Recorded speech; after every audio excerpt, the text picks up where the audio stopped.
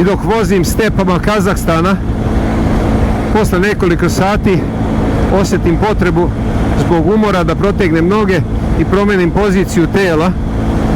Uključujem autopilot, uzimam moj telefon, uključujem aplikaciju Move, prelazim na zadnje sedište gdje imam jako lep i udoban naslon. Sada imam ispružene noge i moje telo može da odmori. Uključujem RTS vesti uživo.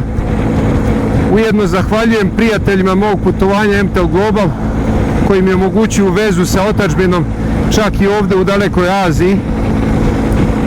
A mojim prijateljima i sunarodnicima u Australiji i širom sveta toplo preporučujem aplikaciju Move, preko koje možete pratiti 270 kanala u visokoj rezoluciji i povoljnoj ceni.